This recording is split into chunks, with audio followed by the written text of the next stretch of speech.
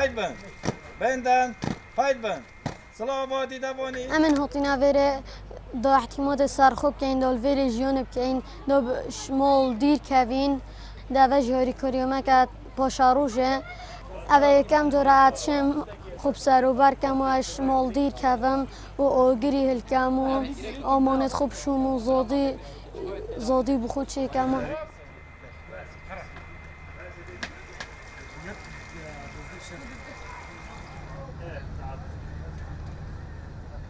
دوی خیفتگاه دا 10 پرورده بشک دارن 10 قضایم سر رو ببریا گشتیا پرورده پارزگاه دو که و هر پرورده که 10 قطابین کر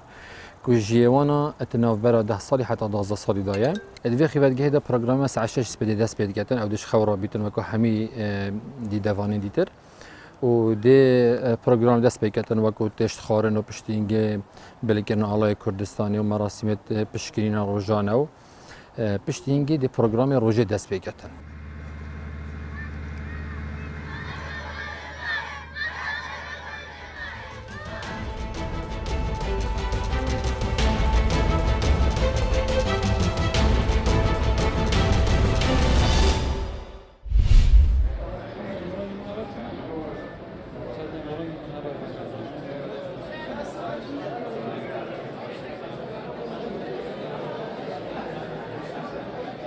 مليون وتراهي لناو زندانه بەکۆکردنەوەی کۆمەڵێک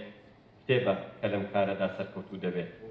هەروەها خوێندنەوەی کتێبە سەرکەوتوو خولی دووەمی ئەم فستیڤاڵە کە بێتە فستیڤاڵی خەڵاتی کتێبی کوردستان لە سەقس کۆی و کتێوانی کە بەدەستمانگەی لە فستیڤاڵە 432 عنوان بوو کە لە 12 بەشە 22 داوەر کاری هەڵسەنگاندنیان لە سەرنجامدا دواتر بە پێ ڕێنوێنیەکانی ئەم داوەرانە لە هەر بەشێکە دوو پلە دیاری کراون پلەی کتێبی ساڵ و پلەی کتێبی شیاوی ڕێز کتابی کوردی شێک گرفتێتە باوەڕ ئەم خولە بۆ ئەو کتێبانەیە کەوا لە سەرەتای ساڵی 1391 تا کۆتایی ساڵی 1396 چاپکراون بۆ دەبیرخانەی ئەم فستیواڵە 432 بەرهەمگەیشتۆتە دەبیرخانە و لە 12 بەخشە ئێمە ڕێکوپێکمان کردووە و 22 داوەر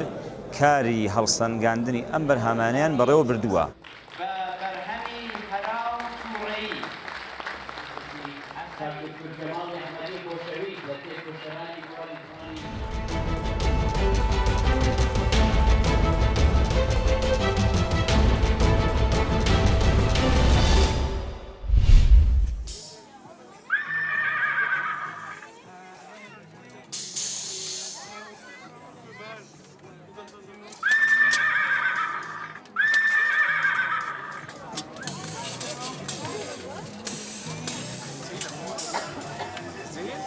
I've been doing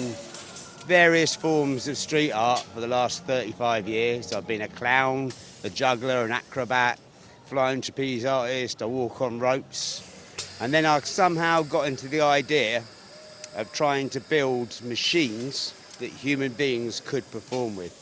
Yeah, and that led to Rusty my horse. I did theatre shows with Rusty for 12, 13 years, with me as a character and another person being the horse. لێرە ئەم بەڕێزانە